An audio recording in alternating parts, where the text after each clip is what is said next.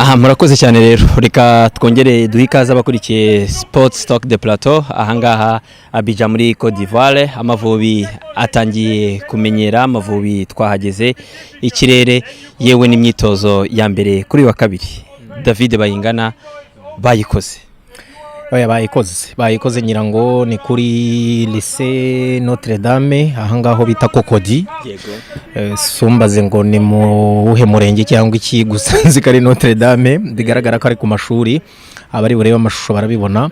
Ikibuga cyiza cyane ngira ngo uraza kukibona, ikibuga cy'ubwatsi, ibibuga kubera kwakira igikombe cya Afrika ngira ngo amakipe yose yaheruka kugenda yitoreza ahitorezaga Mozambique na Misiri.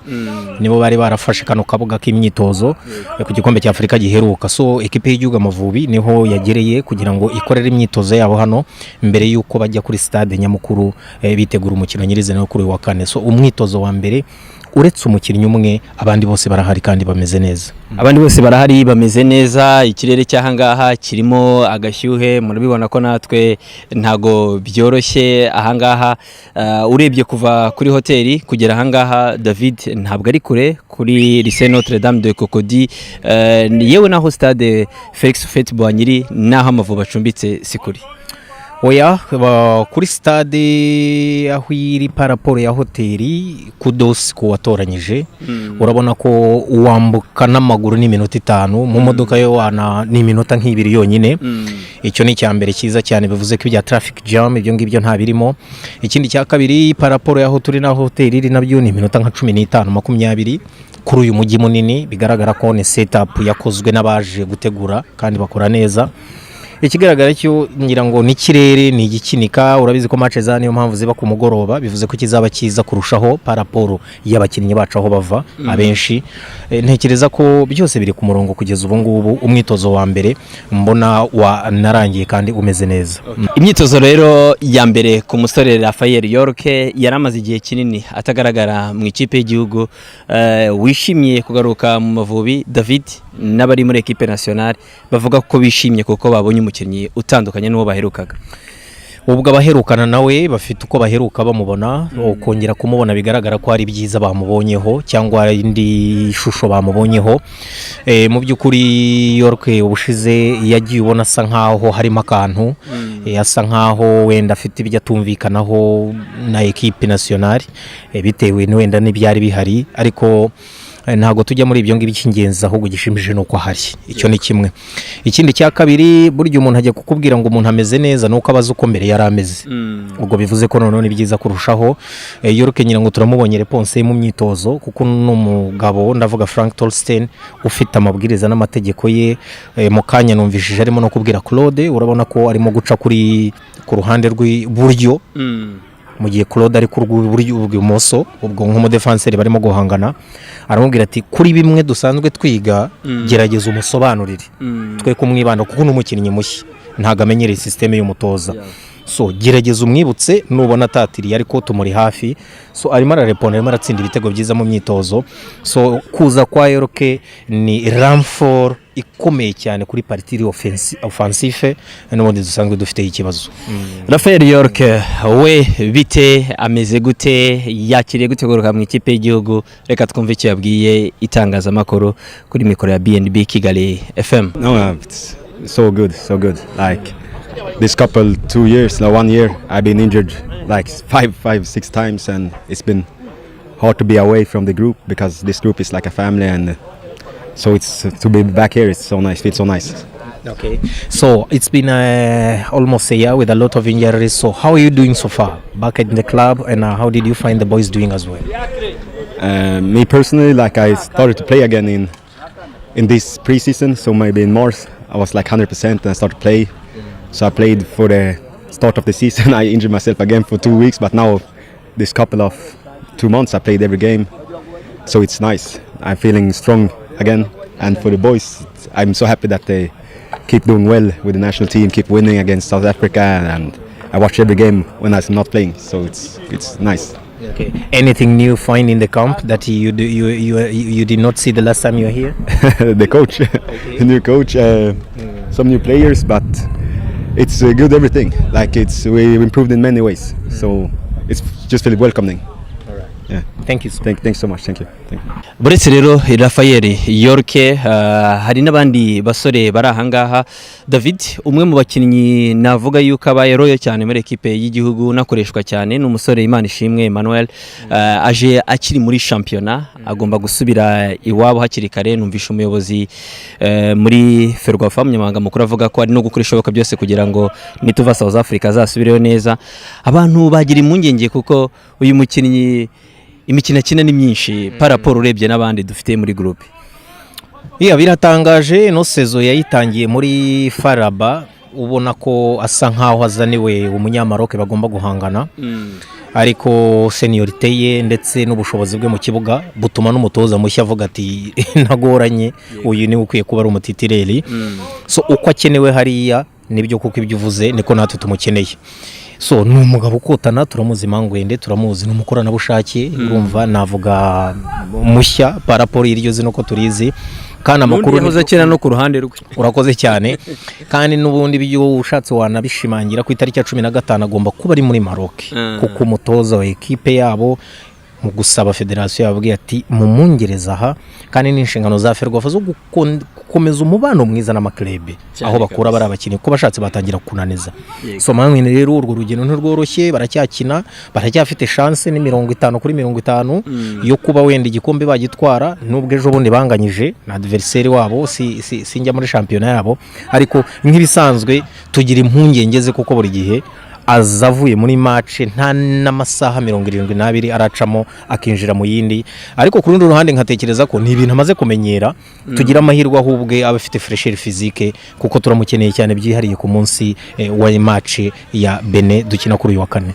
Imanishimwe Emmanuel we ku ruhande rwe bite ese impungenge abantu bagira ku mikino myinshi akina nawe niko bimeze? Reka twumve nawe icyo yaje kutubwira hano Abidjan.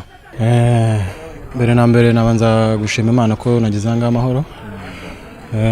Kuri bagenzi banjye navuga ko igihe bamaze bakora tutari kumwe nabo nabantu nsanze bari ku rundi rwego, kuko urebye imyitozo dukoze natwe twaje dusanze bisaba ko dufatiraho, ntabwo byari byoroshye, ariko urabona ko iminsi bamaze bakora rwose byari ibintu byiza, bari ahantu bari bageze kandi heza, twavuga ko natwe tuje bitari tugore kwita tukomezanya nabo. Hagati y'umukino n'igihe uba wakinnye undi, cyane cyane ko ikipe yaba ifite inshingano nyinshi, muracyafite ibyo muhanganira cyane, nta masaha hafi 71 abiri abarimo, nta munyenge bigutera we nk'umukinnyi cyangwa ntago uba wumva muri we harimo n'umunaniro? Oya, navuga ko maze kubimenyera, ubundi bitewe naho navuga ubu ngubu ndi gukina, ni ibintu nagezeho mbona ibintu bisanzwe ku buryo bishobora no kuba singiro n'ikibazo sinanabitekerezeho. So no kuvuga kuza nkahita nzangaha bisaba ni ukubishyira mu mutwe gusa, naho ubundi mpita numva ko rwose bisanzwe gukomezanya n'abandi. Emmanuel waje mumaze gutakaza umukino na Rajahiti n'abacaho, arushaho kuvuga ati byakwafekta Emmanuel muri national, ni ingambe ebyiri agifite. Tubwire kuri uwo mukino, tubwire no kuri nuko wiyumva wowe nyuma yo gutakaza umukino.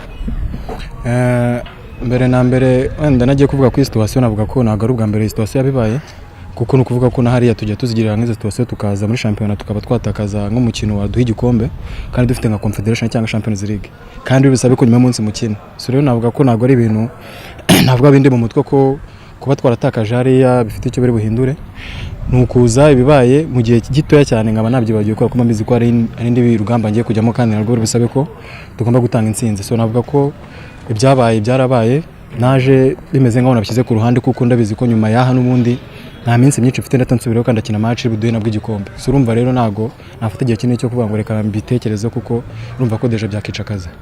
Urakoze cyane.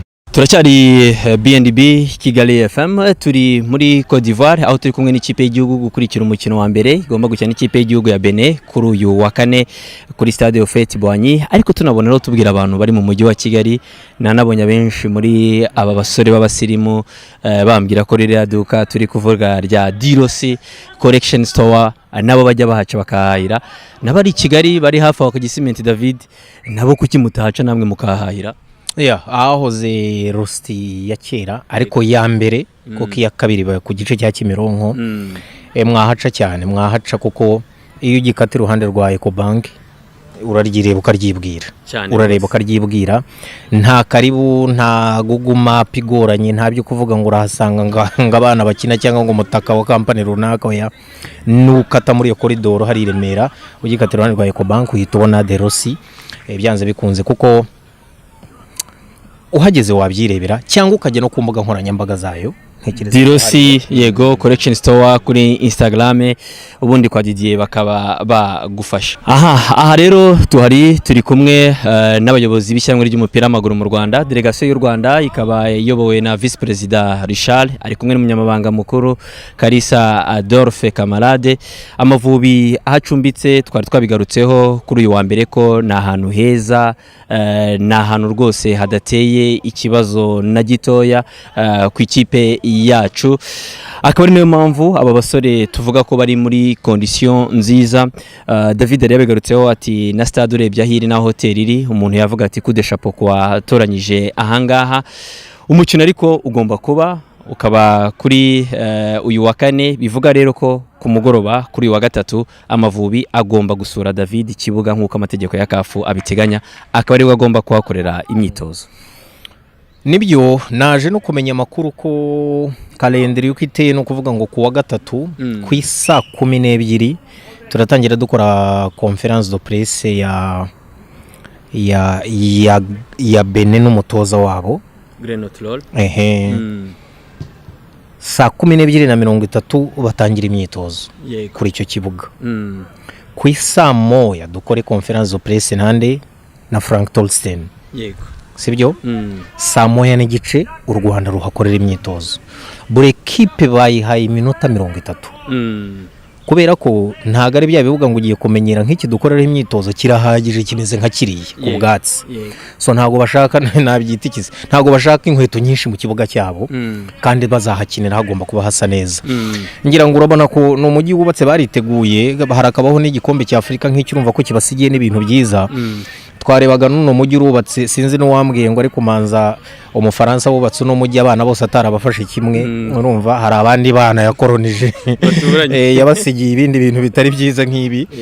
Ubwo namwe ubwo mushatse mwakwibwira imijyi myinshi mujye mubona, gusa igihari nuko uno mujyi ubona ko wari umuri ku mutima. So n'ibikorwa byose turimo gukorera hano urabona ko bimeze neza, byakubitana no kuba ari uko barangije n'igikombe cya Afrika, byose nukuri nibyemewe n'amategeko ku muntu wese ukina umupira w'amaguru. No mujyi bigaragara yuko Ragloire Trading Limited yageze kare, hari amakaro rwose harasa neza. Ragloire iwacu rero nawe umuntu ushaka kubaka ku buryo inzu ye isa neza, inzu ye umuntu ayigeramo niba ari nka cuisine, burya bavuga ko umusirimu umurebera ku tuntu nk'utwo David kuhagera umuntu akareba salon ikaro ririmo, agira n'amavandarateri se oya ibikoresho amakaro, amarangete, gypsum yo gukora ku buryo nawe birangira ubona yuko koko ahantu utuye ari heza, maze natwe tukagira umujyi mwiza nk'uko David abivuga. Bijaro nako ni umujyi ubatse neza. Ari impamvu nari mbivuze,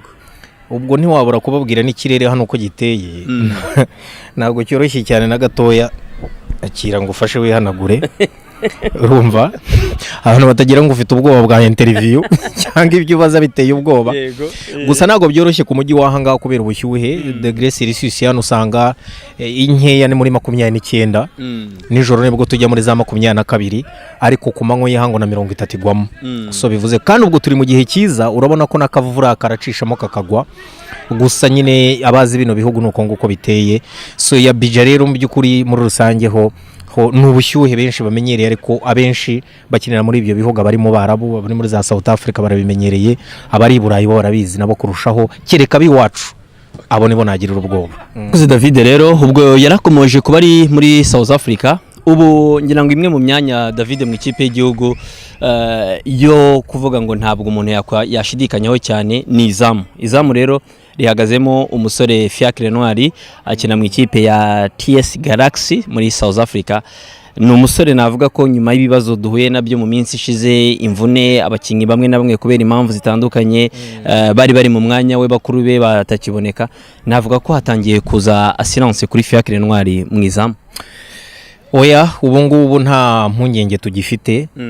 Ni ukuvuga ngo izamu ryacu rifate nk'urugo rwawe wagenda uvuga uti rurashinganye kuko amaze gukura kuriye mu mukino cyane. Bravo kandi felicitation cyane cyane ku muzamu w'ikipe y'igihugu kugira ngo agere hariya. Ndakubwiza ukuri yuko nta lift n'imwe nigeze mubonaho, nta gutegerwa na kumwe. Agiye muri Afurika y'Epfo ahangana n'abagaridiye bafatira amakipe y'ibihugu, arinda agirirwa icyizere. Yatangiye ahabwa gukina za Nedbank Camp, warazibonye ibikombe gusa bya hariya. Agezaho none hajya no gukina amanota 3 ya shampiyona ya South African Premier League. So kuba tumufite ari umwe mu bazamu muri Afurika y'Epfo 8 b'abanyamahanga bariyo, urumva ko ni ibintu byishimwe cyane. Ntwari Fiacre nibo bara myugariro ba mbere beza dufite, burya nuko tutavuga umuzamu bajye bahera ku muzamu cyane. Ntwari Fiacre uzoho yagejeje Nigeria ku mukino wa nyuma nkuko David yabivugaga.